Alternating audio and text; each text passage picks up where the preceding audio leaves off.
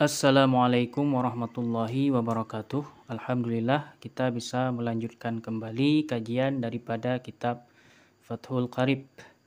A'udzu billahi minasyaitonir rajim. Bismillahirrahmanirrahim. Qala al-musannifu wal muallifu rahimahullahu taala nafa'anallahu bi barakatihi wa bi barakati ulumihi amin ya rabbal alamin. Subhanaka la ilma lana illa ma 'allamtana innaka antal alimul hakim wa la haula wa la quwwata illa billahil aliyyil azim. Faslun fi syuruti wujubiha wa syaraitu wujubis salati thalathatu asya'a ahaduha al-islamu fala tajibu salatu 'alal kafiril asli wa la yajibu 'alaihi qada'uha idza aslama wa ammal murtaddu fatajibu alaihi salatu wa qada'uha in ada ilal islami ila akhirih.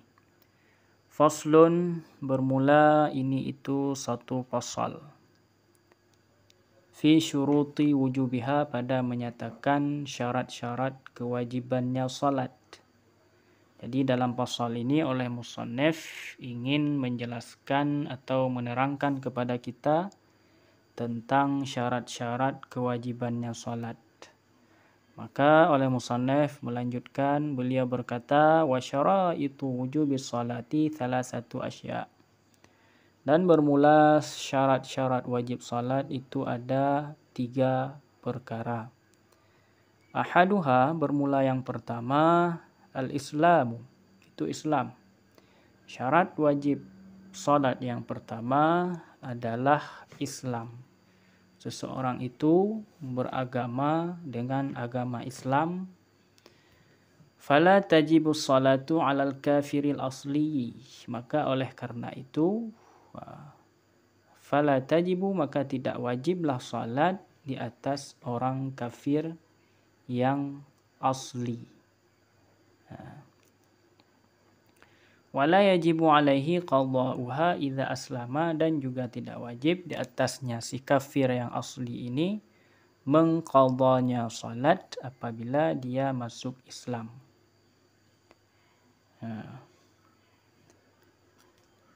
Seandainya ada orang kafir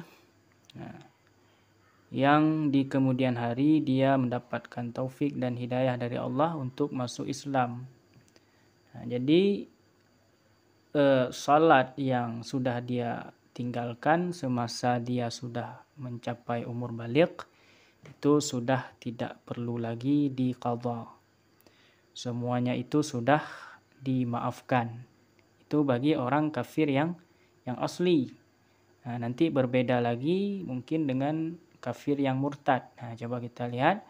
Wa ammal murtaddu, dan adapun bermula si murtad, fatajibu alaihi salatu wa qada'uha. Maka wajib di atasnya si murtad oleh melaksanakan salat dan qadanya salat. Kapan? In ada ilal islami.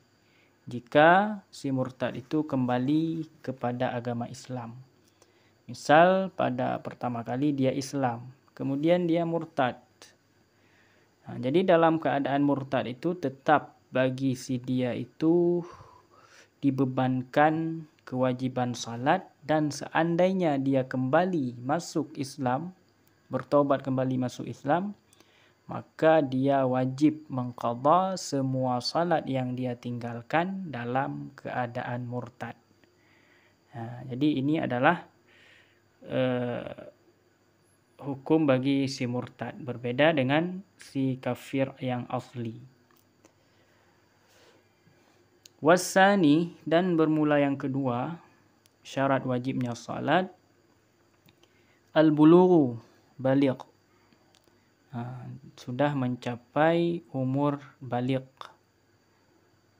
Fala tajibu ala sabiyyin wa sabiyatin, maka tidak wajiblah salat di atas si sabi dan si sabiyah. Walakin yu'marani biha ba'da sab'i sinina in hasalat tamyizu biha. Akan tetapi diperintahkan keduanya, si sabi dan si sabiyah, dengannya melaksanakan salat setelah mereka berdua itu berumur 7 tahun.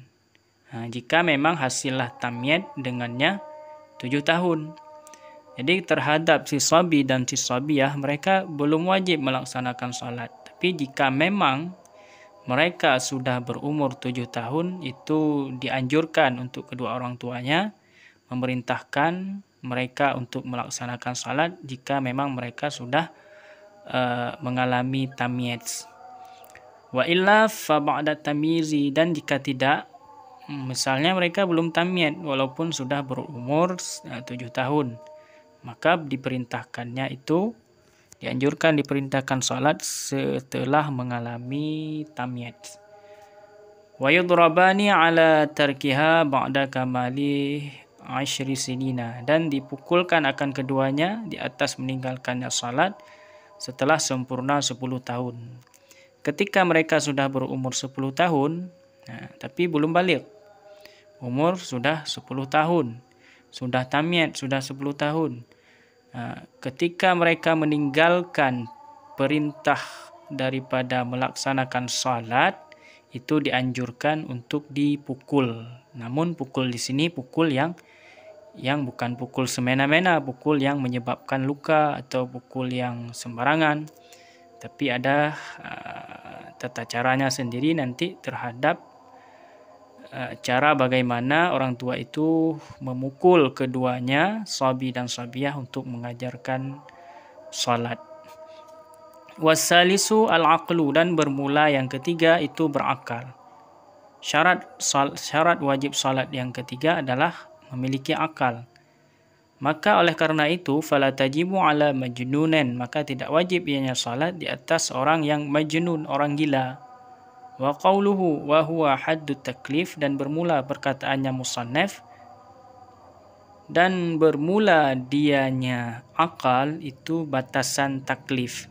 Saqitun fi ba'dhi nusakhil matani. Jadi kata musannaf wa huwa haddut taklif di sebahagian niskhah matan itu gugur, tapi di sini ada ya. Jadi makna akal apa? Wa huwa haddut taklif, dan bermula dianya akal itu adalah batasan taklif. Sekian pembahasan kita di kesempatan yang berbahagia ini. Mudah-mudahan dapat dimengerti. Apabila ada kesalahan dan kekeliruan, mohon ditegur.